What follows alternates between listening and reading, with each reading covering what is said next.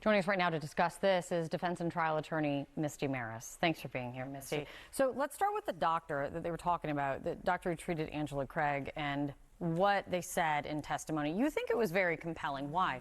Absolutely very compelling, because this is putting the jury in the shoes of somebody who is learning for the first time that their 40-year-old wife, who was in the hospital with these vague complaints, the doctors are searching for a reason, is now, after being there for a few days, declared brain dead.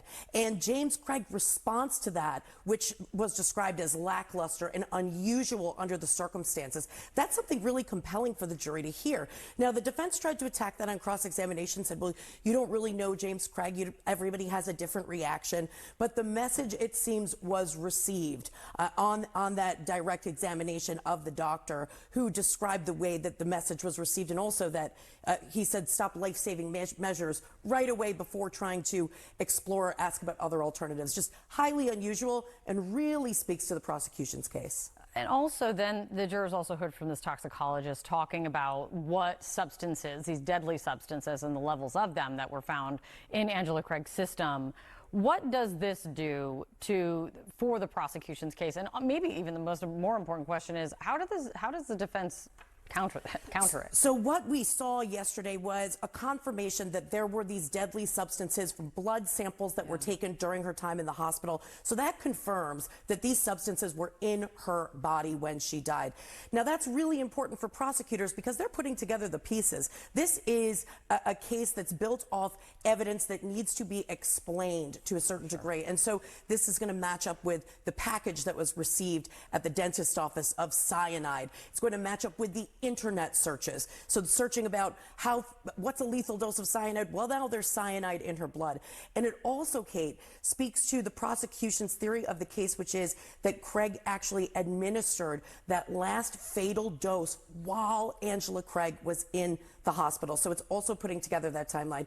Heard a little bit on cross, the defense is trying to undercut the science, the chain of custody. Where were these samples? How were they transferred from one facility to the next? And also saying, well, you can't say how it got in her body, trying to raise reasonable doubt on that front. A unique thing with this trial and the county where this trial is taking place is something I kept reading it, because I will admit this is the first time I've heard something about this, where the jurors are actually allowed to ask questions to witnesses.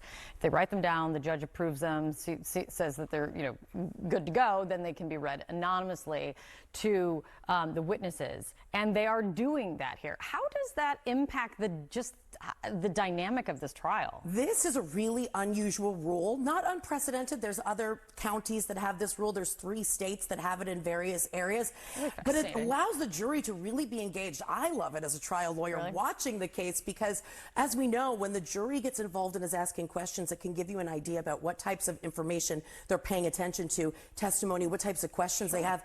Prosecutors, sometimes from a defense perspective, you don't love it because it may fill in gaps prosecutors would have not hit. So there's a little bit of criticism over these rules as well.